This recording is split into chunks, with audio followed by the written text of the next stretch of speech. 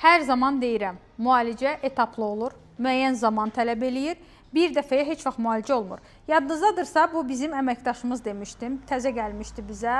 Hərsə fevralın axırları olmalıydı. Xanımımızın saçının ucları rezinka idi, ambredən qalandı və ambre bir də keratin olmuşdu. Saç nə gündə idi?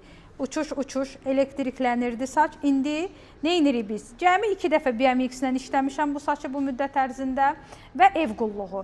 Saç ağırlaşır, qismən daha samballı. Qırılmanı dayandırmışıq. İndi əvvəlki videonu qoyacağıq. Bir ay müddətində saçın uzanması, saçın özünün keyfiyyəti, saçın doluluğu. Baxın, saç artıq əvvəlki kimi uçuş olmur. Niyə? Çünki yavaş-yavaş doldururuq. Burada nə botoks var, nə keratin var, sadəcə feeling, dolum var və bir də ev qulluğu. Vəssalam. Yenə də bir ay sonra bu saçı bir daha biz sizə çəkib göstərəcəyik. Saçın addım-addım necə sağalıb əvvəlki vəziyyətinə qayıtdığını da zamanla görəcəksiniz.